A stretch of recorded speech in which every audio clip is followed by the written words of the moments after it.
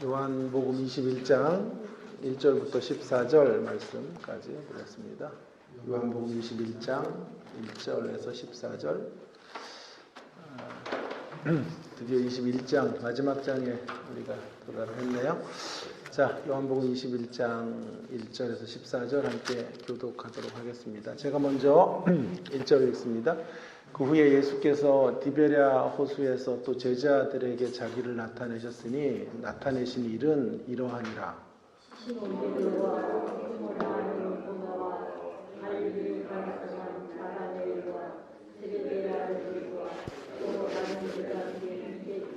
시몬 베드로가 나는 물고기 잡으러 가노라 하니 그들이 우리도 함께 가겠다 하고 나가서 배에 올랐으나 그날 밤에 아무것도 잡지 못하였더니 낮에 들어갈 때에 예수께서 바닷가에 서셨으나 제자들이 예수를 진리를 알지 못하였더라. 예수께서 이르시되 얘들아 너희에게 고기가 있느냐 대답하되 없나이다.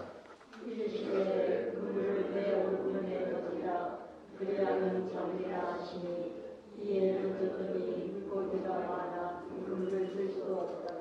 예수께서 사랑하시는 그 제자가 베드로에게 이르되 주님이시라 하니 시몬 베드로가 벗고 있다가 주님이라 하는 말을 듣고 겉옷을 두른 후에 바다로 뛰어 내리더라. 다른 제자들은 육지에서 거리가 불과 한 50칸쯤 되므로 작은 배를 타고 물고기 있는 그물을 끌고 와서 육지에 올라오니 숯불이 있는데 그 위에 생선이 놓였고 떡도 있더라. 예수께서 이르시되 지금 잡은 그물을 좀 가져오라 하시니 시몬 베드로가 올라가서 그물을 육지에 끌어올리니 가득히 찬 큰 물고기가 153마리라 이같이 많으나 그물이 찢어지지 아니하였더라.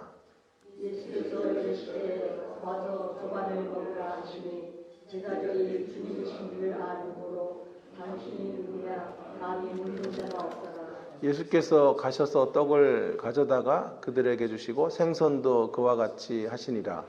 이것은 예수께서 죽은 자 가운데서 살아나신 후에 세 번째로 제자들에게 나타나신 것이라. 아멘. 오늘 우리가 함께 읽은 이 말씀은 디베랴 호숫가에서 벌어지고 있는 아침 식사 광경이 펼쳐지고 있습니다. 디베랴 조반이라고 할 수 있겠지요. 그런데 저는 오늘 아침 식사라고 하지 않았고 향연이라고 말했습니다. 디베랴의 향연. 향연이라고 하는 말은 특별히 융숭하게 다른 사람을 대접하는 잔치라는 뜻이에요. 물론 외적으로 보면 결코 향연일 수 없어요. 오늘 디베랴 호숫가에서 제자들을 먹이시는 주님의 모습은 향연과는 거리가 멀어요. 고작 여기 있는 음식이 두 가지밖에 없어요. 떡과 물고기밖에 없는 어쩌면 초라한 식사인지도 모르겠어요. 떡이 우리에게는 밥에 해당한다고 하면 반찬은 오직 물고기가 전부이지요. 물론 갓 잡아 올린 물고기이기 때문에 신선도가 있었을지 모르겠습니다. 맛이 좋았겠지만 그럼에도 불구하고 향연이라고 말하기에는 조금 부족하지 않나 하는 생각이 들어요. 물론 이러면 가능하죠. 물고기를 조리하는 법들이 여러 가지, 회로도 먹었고 또 구워서도 먹고 탕으로도 먹고 그랬다면 그래도 물고기 잔치 향연이라고 할 수 있겠습니다만은 그런 것 같지도 않아요. 숯불 위에 올려놓고 떡과 고기를 먹는 것이 전부인 것이죠. 외적으로 초라한 조반이지만 제가 향연이라는 제목을 붙인 데는 나름대로 이유가 있어요. 어떤 기준으로 이 아침 식사를 우리가 이해하느냐 하는 것이 중요하기 때문에 그래요. 두 가지 기준점을 가지고 이 식사를 이해하면 이 식사는 단지 아침 조반이 아니라 이 식사는 향연이다라고 말할 수 있겠어요. 한 두 가지 이야기 하려고 그러는데요. 먼저 향연인 이유 첫 번째는 누구와 함께하는 식사인가가 기준이 된다면 향연일 수 있겠다라는 생각을 하게 되었습니다. 누구와 함께하는 식사냐에 따라서 지금 비록 일첩 반상, 원래 이런 말은 없어요. 3첩, 5첩, 7첩 반상 뭐 이런 홀수로 이야기하는데 1첩 반상도 안 돼요 지금, 그죠? 그런데 그 일첩 반상에도 못 미치는 식사가 융숭한 대접, 특별히 제자들을 향한 매우 특별한 대접이라고 말할 수 있을 것이라고 생각이 들어요. 여러분, 중요한 건 누구와 함께 먹느냐 하는 게 중요하지 않겠어요? 무엇을 먹느냐보다 이게 훨씬 더 중요하더라고요. 불편한 사람과 한번 식사해 보셨어요? 저는 뭐 학교에서 종종 불편한 분들도 계시고 하니까 이런 식사의 자리에 초대될 때가 있어요. 산의 진미가 차려져도요, 마음이 편치 않은 사람과 식사를 하면 그 음식이 도대체 입에 들어가는지 코로 들어가는지 알지 못할 정도로 곤욕스럽죠. 혼자서 그저 라면이라도 끓여 먹는 게 낫겠다 하는 생각을 하게 될 때도 있어요. 자, 제자들의 편에서 본다면 디베라의 아침 식사는 향연이에요. 한 생애 동안 그들이 마음속에 간직해야 돼요. 주님의 어떤 대접이고 은혜의 조치이다라고 하는 것을 그들은 평생 간직하면서 살았을 거예요. 그렇기 때문에 디베라의 조바는 아침 식사 한 끼가 아니고요, 풍성한 식탁인 거예요. 풍성한 식탁. 나중에 또 이야기하겠지만 기억의 장치를 통해서 그들은 이 식사를 잊어버릴 수가 없어요. 평생 동안 그들은 이 식사를 기억하면서 살았을 거예요. 그렇기 때문에 향연이다라고 제가 힘있게 말씀드리고 있는 거죠. 제자들에게 디베랴 이 호숫가에서 식사가 향연인 이유는 다시 강조하지만 부활하신 주님이 그들과 함께하는 식사였기 때문에 그랬습니다. 인류 역사 가운데 가장 위대하신 승리자가 제자들을 위해 마련해 놓으신 식사, 우리로 말하면 우리를 위해서 이 식사를 준비하셨다라고 하는 데 있어서 이 식사는 대단한 잔치이다, 대단한 대접이다 라고 말할 수 있겠습니다. 우리가 이 땅을 살아가면서 유명한 스타를 만나는 것만으로도 흥분을 감추지 못하지요. 코로나 때 2년 정도 줌으로 수업을 하다가 뭐 줌으로 하니까 한 150명, 200명 이렇게 가까이 수업에 왔는데, 이제 개강을 하고 학교를 갔더니 이제 저를 만나는 분들마다 저한테 그러는 거예요. 연예인 보는 것 같다고, 치료가 된다고, 회복이 된다고. 그래서 괜히 했어요 이런 얘기 아침에 또. 자, 그래서 귀엽게 좀 봐주세요 여러분. 자, 인상들 좀 쓰지 마시고요. 자, 그래서 그런 유명한 스타를 만나는 것으로도 흥분을 감추지 못해요. 그들과의 팬 미팅 정도를 참석하는 것만으로도 치유가 이루어지는 경우들이 허다하죠. 그런데 부활하신 주님과의 만남이라고 하는 것, 부활하신 주님과의 식탁 교제라고 하는 건 뭐 가히 이런 것과 비교가 되지 않겠지요. 세상 그 어떤 이들과의 만남과도 비교 불가의 차원을 갖고 있다라고 말할 수 있겠습니다. 죄와 사망의 세력을 다 정복하시고 크고 위대하신 분이 지금 손수히 제자들을 위하여 아침을 준비하고 계시다라고 하는 것입니다. 평생 이 사실을 생각한다면 존재적 떨림이 있어요. 너무 감격스러운 떨림을 갖고 살게 될 거예요. 그리고 이 떨림을 가진 사람들은요, 세상에 어떤 존재 앞에서도, 어떤 사건 앞에서도 떠는 인생으로 살지 않을 수 있다 라고 그렇게 강조하고 싶습니다. 특별히 이런 주님과의 식사에서 중요한 대목은 이 대목인데요. 더 은혜가 되는 대목은 이 대목인데, 이 아침 조반 식사를 하는 이 식사가요, 세 번째 부활하신, 그러니까 세 번째로 제자들에게 나타나신 사건이라는 점을 유독 강조하고 있는 대목이에요. 그래서 하나의 정보도 여러분 놓치면 안 돼요. 성경에서 자, 근데 왜 첫 번째와 두 번째는 첫 번째 만남이다, 두 번째 만남이다라고 말씀하시지 않았는데 세 번째 만남은 왜 세 번째 제자들에게 나타나신 것이다라는 걸 분명히 표현하고 계시는 걸까요? 14절에 보세요.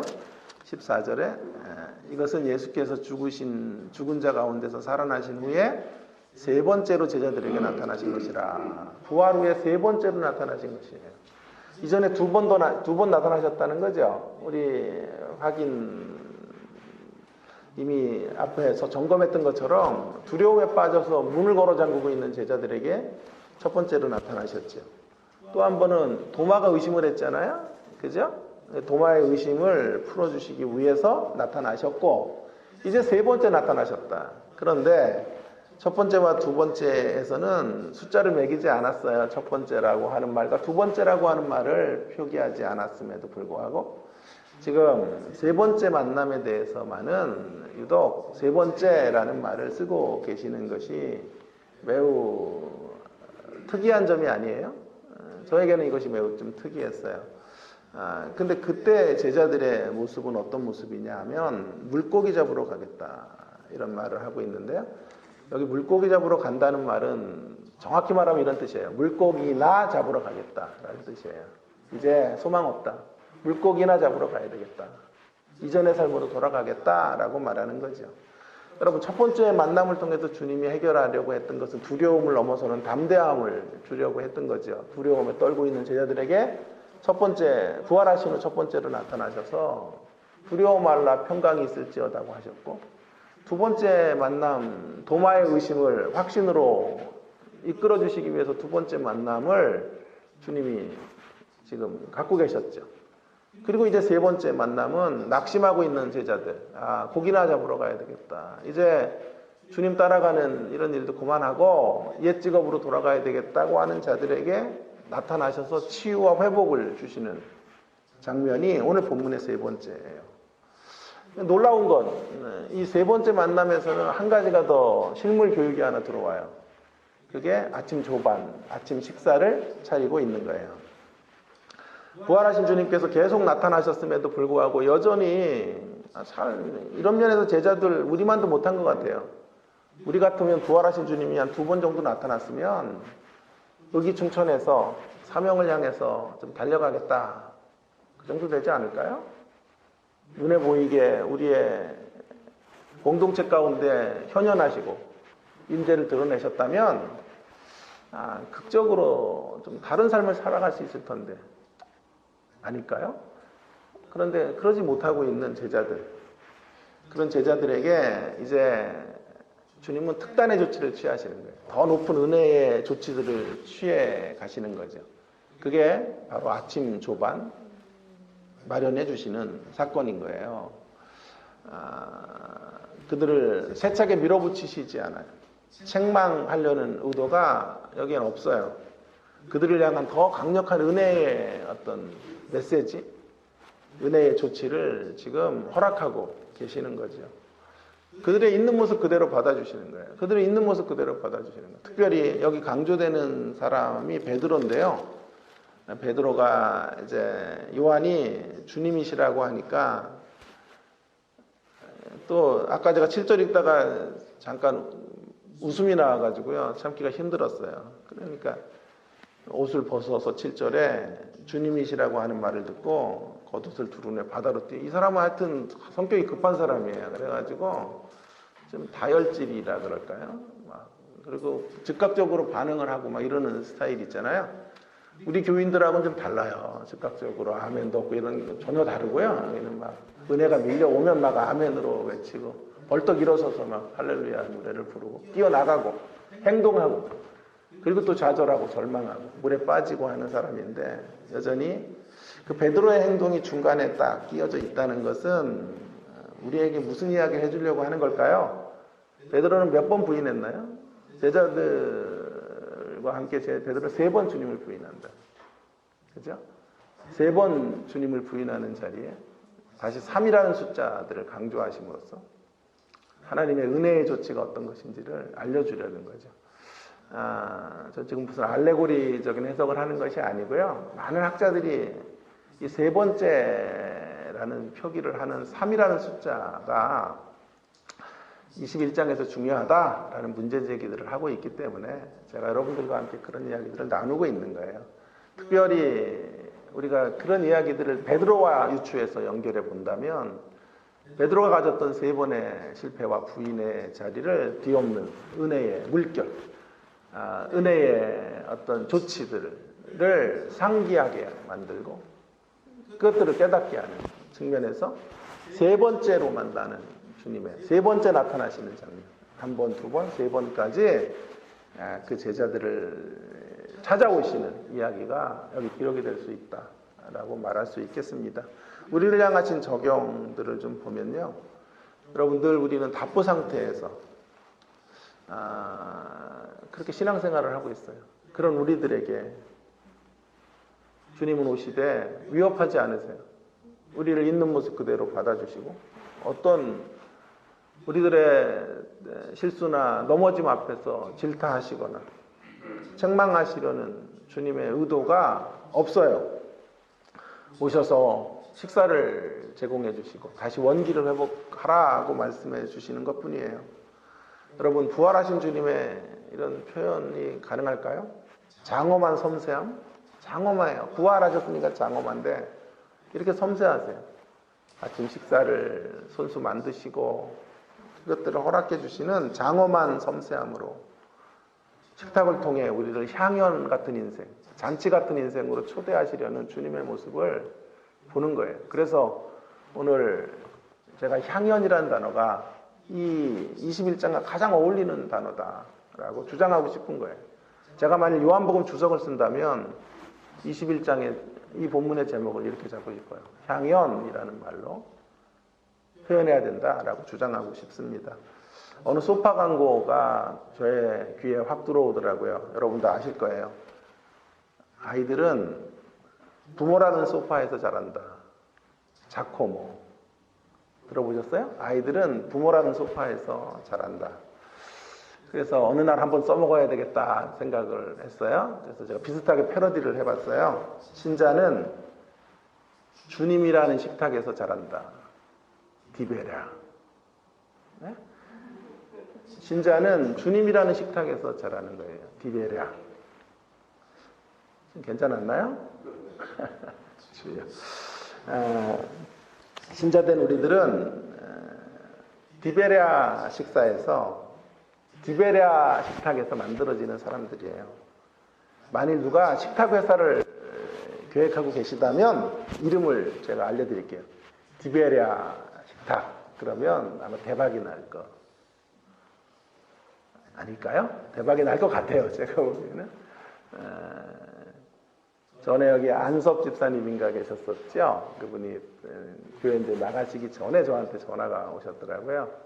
거기 무슨 이렇게 보안을 하시는 회사인데 이름을 줘달라 그래가지고 성경적 이름을 좀 줘달라 그래서 지어달라 그래서 제가 마하나임이라고 줬는데 안 쓰시는 것 같더라고요. 그래서 제가 여호와의 군대, 하나님의 군대와 같은 그런 강력한, 그러니까 보안회사니까요. 그 사람들 이렇게 들어오지 못하도록, 물건 훔쳐가지 못하도록 하는 회사니까. 그래서 이름을 줘줬는데 채택은 안 됐어요. 그러나 이 디베라 식탁은 좋은 것 같아요. 그죠? 디베라 식탁. 여러분, 부모가 자녀에게 주시는 가장 정감 있는 말이 뭔지 아세요? 밥 먹었니? 라는 거예요. 밥 잘 먹고 다녀. 여러분, 그 말 안에 모든 이야기들이 다 함축되어져 있지 않을까요? 아무리 힘들어도 밥 먹고 다녀야 된다라고 하는 거죠. 아무리 고단해도, 아무리 속상한 일이 있어도 밥은 먹어야 돼라고 하는 것이죠. 지금 주님이 제자들에게 그렇게 하시는 거예요. 밥 먹었니? 라고 하시는 거예요. 그러면서 식탁을 내미시는 거예요. 부활하신 주님이 2번이나 나타나셨고 그 주님을 목도했음에도 여전히 시리에 빠져있는 제자들, 주님 편에서 너무 실망스럽지 않아요? 이 정도면 좀 이제 바뀌어도 될 만한데 너무 인간이 참, 인간이란 존재가 믿음을 갖고 행동한다는 게 얼마나 어려운 건지 하는 걸 다시 새삼 느껴요. 주님의 공생애 내내 제자들을 기다리셨고 부활하신 후에도 2번이나 그들에게 오셔서 옆구리를 보여주시고 손에 못 박힌 자리까지 확인시켜 주셨음에도 불구하고 어떻게 이래요, 제자들이? 아니, 이런 모습이 우리의 모습인 거예요, 사실은. 그런 제자들에게 오셔서 하시는 말씀이 이거예요. 밥 먹었니? 밥 먹었니? 그리고 손수 숯불을 피우시고 거기에 생선과 떡을 마련해 놓으시고 밥 먹자 라고 말씀하시는 주님의 모습. 설교를 준비하다가 어느 때보다 많이 울었던 것 같아요. 제가 바로 이런 주님의 은혜의 식탁 가운데서 길러진 사람이에요. 주님의 이런 은혜의 식탁이 있었기에 그 은혜의 식탁에서 신자가 됐고 그 은혜의 식탁에서 목사가 됐고 사실 저는 교수가 될 수 있는 자격이 없는 사람이에요. 학생들을 가르치는 교수가 되는 자리까지 오게 되었다. 은혜의 식탁에서 신자는 길러지는 것이다 라고 하는 것을 다시 한번 깨닫게 되면서 울컥함을 경험할 수밖에 없었어요. 자, 2번째 이야기를 좀 해볼까요? 향연인 이유. 그냥 초라한 아침 식사가 아니에요. 이 식사가요. 향연이에요. 향연. 제자들을 향한 융숭한 대접이란 말이에요. 그 이유가 뭘까요? 기준이 바뀌면 향연이 될 수 있다고 생각해요. 어떤 기준? 어떤 의미의 식사인가 하는 게 중요할 것 같아요. 누구와 함께하는 식사인가와 함께 어떤 의미를 갖고 있는 식사인가 하는 것이 이 식사를 풍성케 하고 이 식사가 정말 향연이라고 하는 것을 다시 한번 상기케 만들어준다고 생각이 들어요. 이 식사는 어떤 의미의 식탁입니까? 제자들로 하여금 다시금 사역을 위임하고 위탁하시는 식사. 제자들로 하여금 다시금 사역을 위탁하시는 식사가 지금 21장의 식사라고 말할 수 있겠어요. 시리에 빠져있는 제자들의 신앙적인 모습을 평가해 본다면, 판단해 본다면 그들에게 사역을 다시 맡기신다라고 하는 건 무모한 행동이에요. 그들의 DNA로는 또 이런 모습으로 설 수밖에 없을 것 뻔하지 않아요? 지난 3년 동안 안 됐는데 이들이 바뀔까요? 그럼에도 불구하고 부활하신 주님에게는 이 물음에 대하여, 이 대목에 대하여 추호의 흔들림이 없으세요. 그들에게 다시 식탁을 배설하여 주시는 것으로 당신의 사역, 주님이 완성하신 그 사역을 이제 제자들의 사역으로 위임해 주고 계시는 거예요. 너희들이 해야 될 일이다. 끝까지 그들을 포기하지 않으시겠다는 거예요. 그러니까 제자들이 해야 될 사역이 뭐라고요? 식탁 마련해 주는 거예요. 자기와 같은 인생들에게 찾아가서 식탁 마련하는 거예요.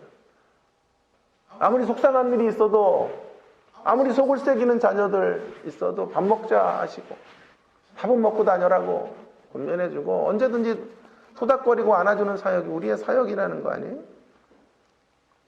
자, 그 사역을 통하여 하나님의 나라를 건설해 달라. 그 제자들을 다시 품에 안으시고 다시 그들에게 위탁하시고 다시 그들을 파송하시는 이야기가 21장의 본문의 말씀인 거예요. 저 이 설교 몇 번 했어요, 사실 21장. 목회라는 말로도, 목회는 목회다 이런 말로도 했는데요. 읽을 때마다 얼마나 은혜가 되는 장면인지 몰라요. 요한계시록, 요한복음 21장까지를 통틀어서도 제일 은혜가 되는 대목이 아닐까요? 이 대목이요. 다시 그들을 보내시는 거예요. 나의 사역을 위해 너희가 필요해. 주님 말씀하시는 거예요. 그래서 디베라 향연이라니까요. 제자들에게 얼마나 융숭한 대접이냐고요, 이게. 얼마나 풍성한 대접이에요. 난 너희들이 필요해. 여러분, 기독교 신앙의 핵심은 이거죠. 우리에게 주님이 필요해. 그러니까 기독교 신앙의 핵심이 아닐까요? 그렇게 진술될 수밖에 없어요. 우리에게 주님이 필요합니다. 기독교 신앙인데 주님은 지금 그러니까 우리에게 주님이 필요해서 구원이 발생하는 게 아니에요. 구원이 발생한 거예요. 우리에게 주님이 필요해서 구원이 발생하는데요. 주님에게 우리가 필요해서 구원이 생겨지는 건 아니죠. 그렇죠? 주님에게 우리가 뭘 필요해요? 우리 중에 그 어떤 사람이 없어도 주님은 그분의 역사를 주권적으로 이루어 가실 수 있어요. 그죠? 뭐 그분이 아쉬운 분이 아니에요. 우리가 소리 지르지 않으면 돌덩이들로 소리 지르게 하겠다 그러시잖아요. 우리가 주님 찬양하지 않아도 돼요. 그럼 돌덩이들을 들어서 주님을 찬양할 수 있게 만들어 주시면 되는 거예요. 그래서 우리에게 언제나 주님 필요합니다 라는 게 기독교 신앙의 어떤 정수이고 구원의 핵심인데요. 지금 주님은 이렇게 말씀하시는 거죠. 아니야, 나에게 너희가 필요해. 사실 우리가 주님에게 별 필요 없는데 주님은 우리를 필요하다고 말씀하시니까 더 감동인 거예요. 더 감격이에요. 아쉬운 쪽은 우리잖아요. 누가 아쉬워요? 주님과 우리가 아쉽죠. 우리는 연약한 피조물이니까 주님을 필요로 할 수밖에 없어요. 주님 안 도와주시면 못 사니까. 우리가 아쉬운데 지금 주님은 주님이 아쉬운 모습으로 서 계신 거잖아요. 너희들 없으면 안 돼. 마치 이 제자들만 있는 것처럼, 제자들이 사역해 주지 않으면 하나님의 나라가 건설될 수 없는 것처럼, 이 정도 되면 좀 제자들 바꿔도 되잖아요. 야, 니들은 아니다 이제. 중고품 인생. 중고품 인생들 아니에요? 중고. 재생이 불가능해요, 이 정도면. 그래서 새로운 뉴 페이스, 새로운 인물들 발탁해서 하나님 일하면 좋을 것 같은데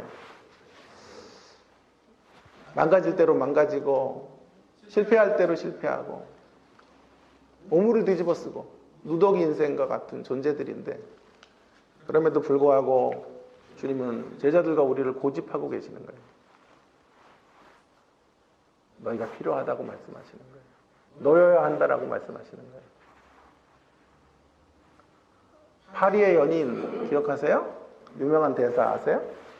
내 안에 너 있다. 이 본문 묵상하는데 그 대사가 생각이 나는 거예요, 자꾸.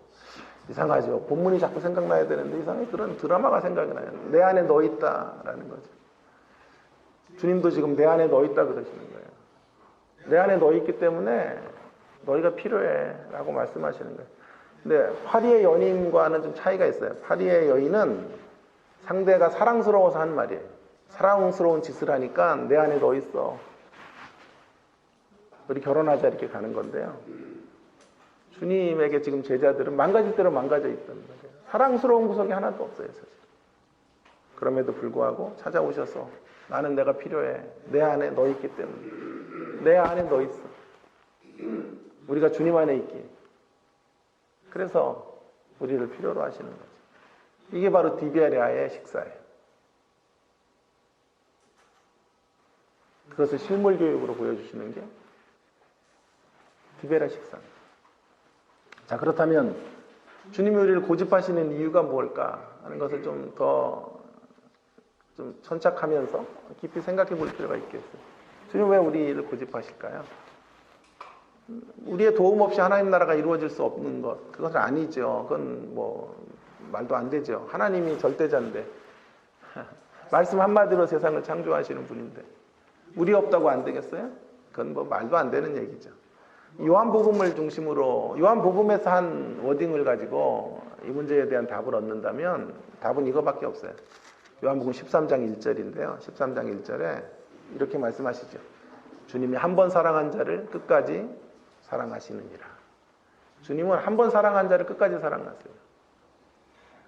한 번 사랑한 자 내치거나 버리지 않으세요. 한 번의 사랑으로 우리를 사랑하신 후에 자 이제 내가 이 사랑 줬으니까 사랑 받은 만큼 행동해. 그게 기독교가 아니에요. 한 번 사랑으로 끝나는 게 아니고요. 한 번 사랑한 자를 이제부터 끝까지 사랑하시는 거예요. 그래서 그 사랑의 결실을 이룰 때까지, 사랑의 결실에 도달할 때까지 이끄시는 분. 그 사랑의 결실은 어디까지 가는 걸까요? 예, 사랑의 반응으로 해산하는 수고로 영혼을 품에 안고 영혼을 낳는 자리. 그래서 파송이 이루어지는 거예요. 파송이. 영혼을 잉태하는 자리까지 나가는 거죠. 그 수고를 마다하지 않는 자리까지 가는 거예요.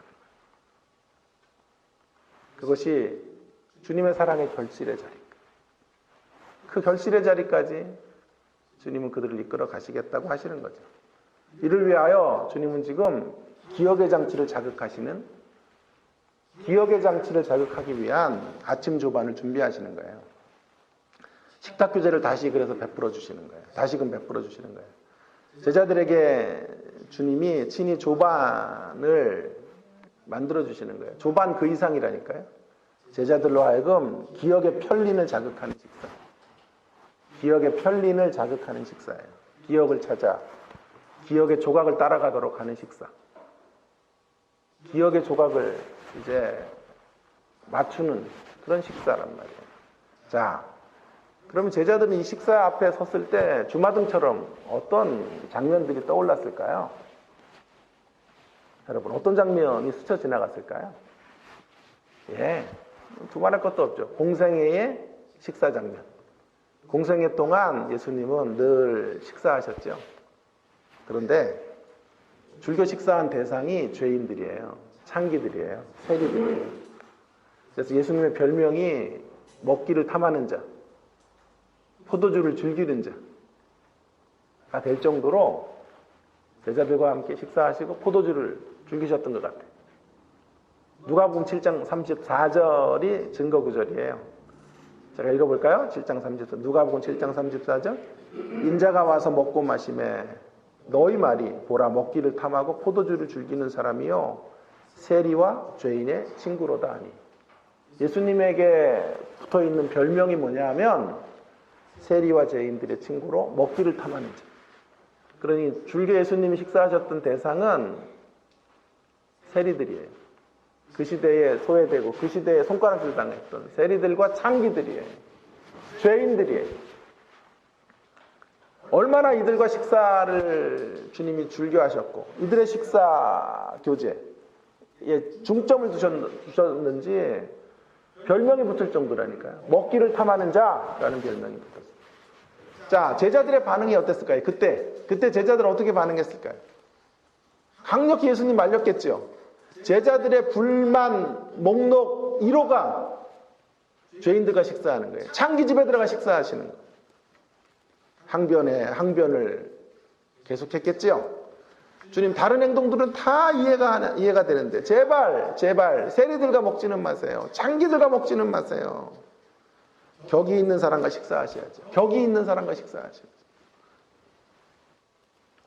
주님이 세리들과 식사하신다는 말은, 창기들과 식사하신다는 말은, 흉악한 죄인들과 식사하신다는 말은 그들과 같은 부류로 취급이 된다는 뜻입니다.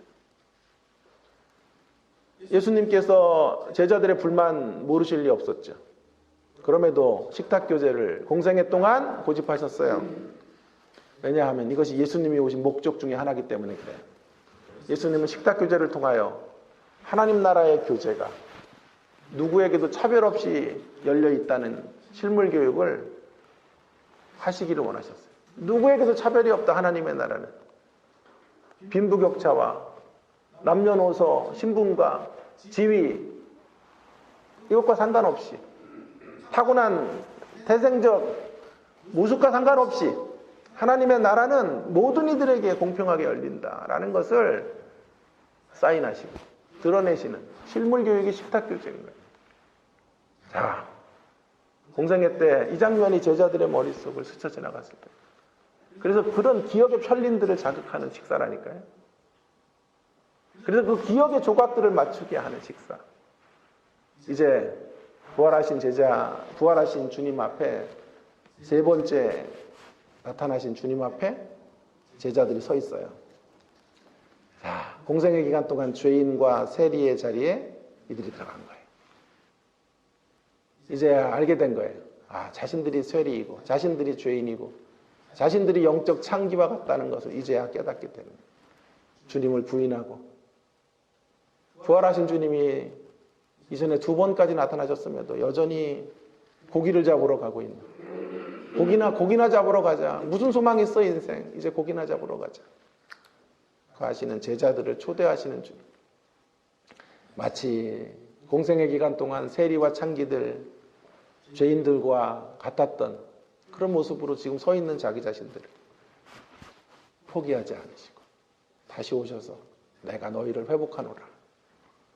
나는 너희여야 한다. 내 안에 너희 있다. 밥은 먹었니? 밥은 먹고 해야지. 말씀하시는 주. 그리고 손수 숯불에 구우신 생선을 건네시고 빵을 제자들에게 주시는 주님. 여러분 그 빵을 손에 들고 그 떡을 손에 들고 그 생선을 손에 들고 누가 먼저라고도 할 것도 없이 아마 제자들은 모두 오열했을 것입니다. 주마등처럼 공생의 기간 동안들의 예수님의 식탁의 모습들이 스쳐 지나갔을 것이고 그런 자리에서 주님을 만류했던 자기 자신들의 비참한 몰골들, 초라한 몰골들이 떠올라서 다 오열하며 이 떡을 받고 이 생선을 먹는 자리로 나갔을 거예요. 세리와 창기, 죄인들과 같은 자신들을 다시 용서하시고 다시 사용하시는 증표로 지금 배설되는 식사인 것을 알았기 때문에 그래서 이 식사는 그냥 식사가 아닌 거예요. 이 식사는 향연인 거예요.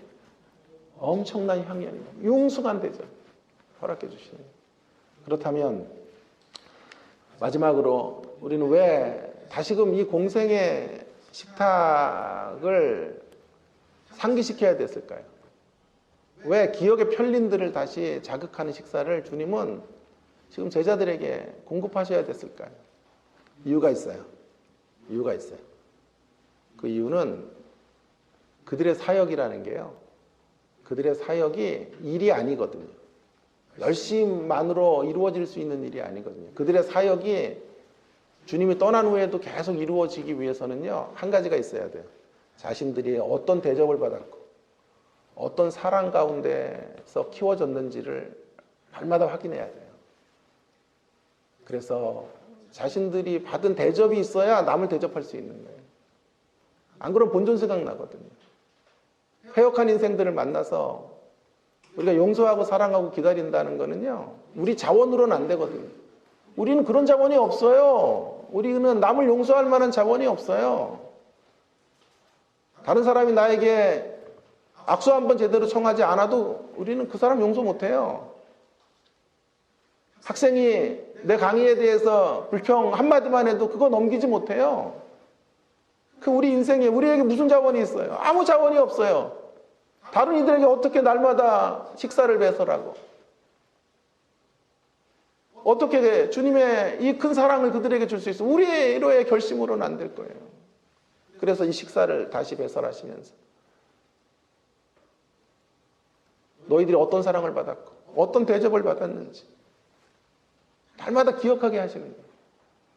날마다 기억의 편린을 자극하면서 우리 공동체 가운데서 이 식사의 공동체를 우리가 부름받고 있다는 사실을 날마다 상기하면서 우리가 받은 그 은혜가 너무 한량없이 크기 때문에 이제 그 은혜를 흘러넘치게 하는 사람들로 내가 서 있다는 것을 자각해야 되는 거죠. 그래서 기독교의 복음은 인사이드 아웃이에요. 인사이드가 변하고 내면에 주님의 사랑이 계속 충실해져서 인사이드 아웃, 밖으로 흘러넘치는 거예요. 인사이드 아웃 가스펠이에요.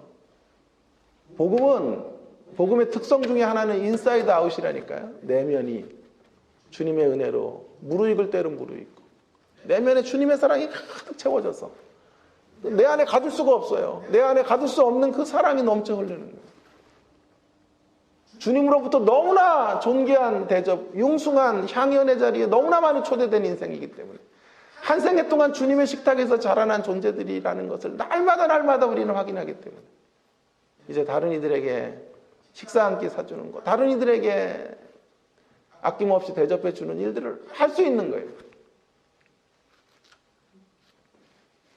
그래서 디베랴 조반이 아니고요. 아침 식사 정도가 아니라 향연이라니까요. 향연. 우리 안에 있는 충만한 사랑으로 충만한 사랑을 날마다 기억하는 것으로 우리는 또 다른 이들을 섬기고 사랑하고 용서하는 거죠. 사랑하는 여러분, 세상에서 제일 힘든 일 가운데 하나가요, 사람을 섬기는 거예요. 사람을 상대하는 것만큼 힘든 일이 없어요. 그래서 제가 한 번도 얘기했잖아요. 교수 생활이 아무리 어려워도요, 목회지, 제일 편한 목회지보다 교수 생활의 어려움이 쉬워요, 더. 아무리 사람을 상대한다는 게 어려운 거예요. 교수 생활은 사실 편한 생활이에요. 그냥 이번 학기 내 마음 안 들면 다음 학기 안 오면 되잖아. 3년 지나면 졸업하잖아. 근데 교회는 졸업이 있어요? 영원한 졸업밖에 없어요. 주님 나라 갈 때까지. 관계가 설정이 잘 안 되면요, 그 반목과 질시 미움의 관계로 살아가니까 목회가 힘든 거예요. 사람을 섬기는 일이 얼마나 힘든 일인지 몰라요. 본전 생각이 날 때가 한두 번이 아니에요. 자존심이 상하고 분노가 치밀어 오를 때가 있어요. 그리고 사람은 정말 바뀌나 그런 의구심이 들어요. 그죠? 어제도 종일 이 생각을 하면서 하루를 보내야 됐어요. 사람은 정말 바뀌나? 그럴 때 포기하고 싶은 생각 듭니다. 그때마다 우리가 기억해야 될 것, 우리의 기억의 편린을 따라 다시 기억의 퍼즐 조각을 맞춰야 될 대목은 바로 이거예요. 그때마다 우리를 향해 베풀어 주셨고 지금도 베풀어 주시고 계시는 디베라의 조반을 기억하는 거예요. 그 조반, 오늘도 나에게 공급해 주시고 계시는 주님의 식탁 가운데서 오늘 우리가 만들어져 가고 있다는 것들을 기억하시고 어떤 대접을 받았는지를 상기하시고 상대의 폐역과 완고함을 보면서 지치고 힘들어하기보다는 그것이 나의 모습이고 그 나의 모습 속에서도 주님이 포기하시지 않으셨다고 하는 사실을 다시 한번 상기하면서 우리의 마음을 다잡고 내게 붙여주신 사람들 끝까지 실수하고 넘어지고 좌절할지라도 다시 일어서서 섬겨가는 우리 모두가 될 수 있기를 주님의 이름으로 축원합니다. 오늘 말씀을 마치겠습니다. 저는 토요 새벽 기도가 힘들 때가 있어요. 왜냐하면 제가 학교 사역이 너무 힘들고 할 때, 일들이 너무 많을 때, 사역 중간중간에도 집회들이 또 많지 않아요? 그러니까 녹초가 돼서 토요일 새벽에 나올 때가 있어요. 그러나 기본적으로 저는 이 시간이 좋아요. 왜 좋냐 하면 이유 중에 하나, 예배도 좋지만요, 예배 후에 식탁 교제가 좋더라고요. 오늘은 뭐 먹을까 그런 생각을 하면서 별거 아닌데 소소한 행복이에요. 여러분, 우리가 매주 함께 식사한다는 것, 그것 자체로 매우 소중한 거예요. 이런 표현을 한번 써볼게요. 우리 아침 식사는 감히 성례전적 의미를 갖고 있다 라고 저는 말씀드리고 싶어요. 성찬을 하듯 우리 아침을 먹는 거거든요. 거룩한 성찬에, 성례전에 우리가 공동체가 교회로 만나서 식사하는 거예요. 늘 식사할 때마다, 늘 아침 식사를 할 때마다 우리가 디베랴 향연에 초대된 생애들인 것을 확인하십시다. 그 감격으로, 그 힘으로, 그 사랑으로 다시 일어서셔서 더욱더욱 든든하게 식탁 공동체로 우리 주님의 십자가 교회가 세워져 가기를 간절히 바랍니다. 그리고 그 식탁 공동체에서 받은 그 사랑, 그 은혜를 가지고 우리에게 붙여준 사람들, 우리에게 맡기신 사람들을 향하여 더 인내하시고 더 기다리시고 더 주님의 마음을 품고 그들에게 나아가는 저와 여러분 모두가 되기를 주님의 이름으로 축원합니다. 기도하십시다. 오늘 주신 말씀을 좀 기억하고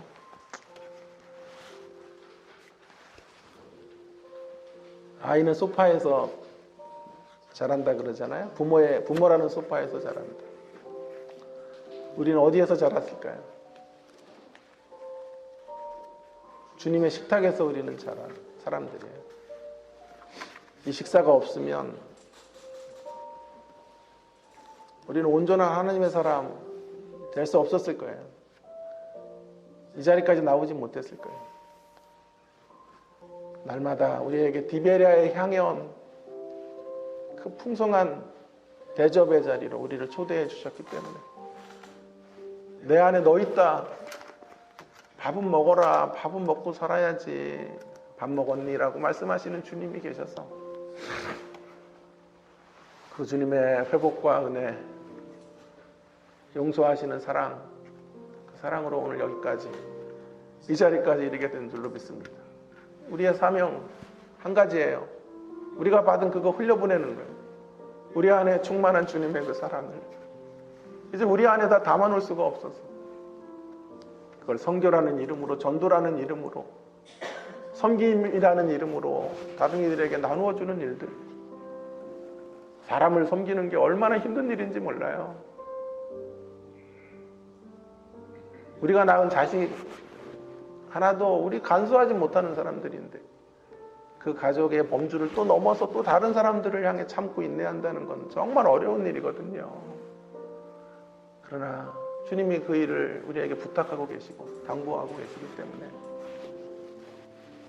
오늘 그 주님의 사랑을 기억하면서 디베라의 향연 기억하면서 하나님 우리 생에 끝나는 날까지 식탁교제를 배설하는 그런 인생의 걸음을 걸을 수 있도록 도와달라고 통성으로 함께 기도하고 마무리하겠습니다. 기도하십시다.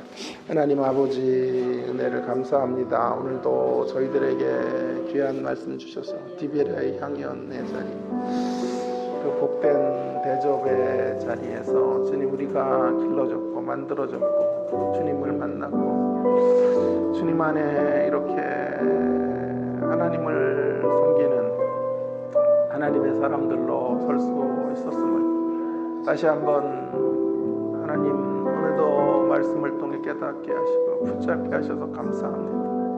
하나님 아버지 날마다 하나님의 이 사랑과 이 은혜 기억하면서 하나님 아버지 참 우리에게 붙여주신 사람들을 소중히 여기고 하나님 아버지 그들을 섬기고 그들을 주님 앞으로 이끄는 일을 위하여 저희들이 힘있게 쓰여지기를 소망합니다. 번전 생각이 날 때도 있고 또 화같이 밀어오를 때도 있습니다만은 그때 주님에게 받았던 이 풍성한 대접을 다시 꺼내들고 기억하면서 하나님 아버지 주님의 사랑을 전달하는 일, 주님의 인내의 모습으로 세상 앞에 서고 영혼들 앞에 서는 일들을 하나님 끊임없이 이루어갈 수 있도록 주여 함께 해주시기를 원합니다. 우리 안에 충만한 사랑이 있어야 하나님 아버지 그것을 자본으로 삼고 그것을 자원 삼아 하나님 다른 이들을 섬길 수 있사오니 하나님 아버지 더 큰 은혜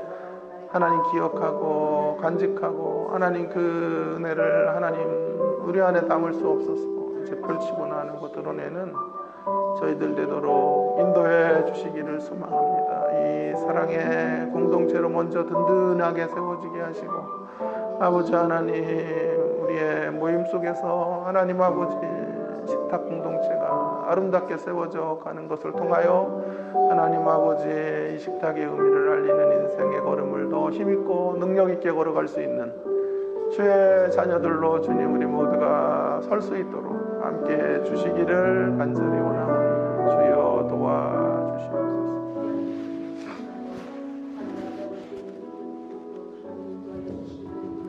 하나님 아버지 오늘도 저희들에게 디베라의 식사 아니 디베라의 향연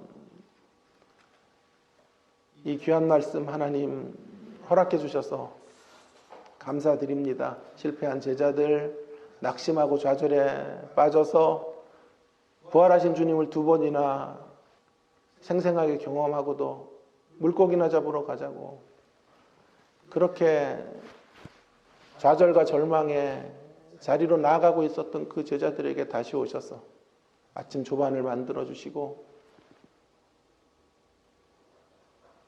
그들을 디베랴 호숫가의 향연의 자리에로 초대해 주신 주님의 모습을 오늘도 다시 한번 말씀을 통해 묵상케 해주셔서 감사드립니다.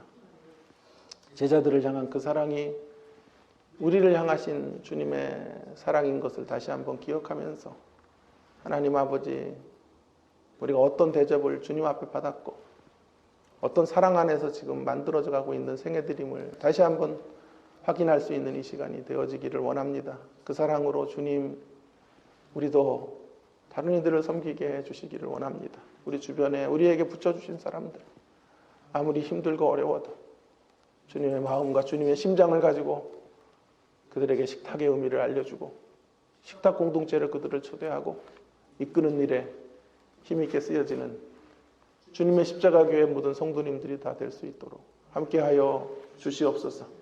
그러기 위해 주님 더 강력한 식사 공동체, 식탁 공동체를 우리가 함께 이루어갈 수 있게 주시기를 원합니다. 은혜의 공동체로 점점 하나 되게 하시고 진리 안에서 연합하게 하시고 주님의 사랑 안에서 풍성히 우리가 주님의 은혜를 충만하게 경험하는 그런 공동체로 주님 우리 교회가 세워져 가도록 함께하여 주시고 우리 안에 이 사랑을 어떻게 주체할 수가 없어서 그 사랑을 흘려보내는 자리까지 그렇게 나아갈 수 있도록 주님의 십자가 교회를 사용해 주옵시기를 간절히 원합니다. 오늘도 주님의 사랑에 취해 주님 앞에 기도하는 이 시간이 되게 하여 주시고 주님의 이름을 절박하게 부르며 우리의 모든 기도를 올려드리는 소중한 주님과의 만남의 시간 되도록 함께하여 주시옵소서. 감사드립니다. 예수님 존귀하신 이름으로 간절히 기도 올리옵나이다. 아멘.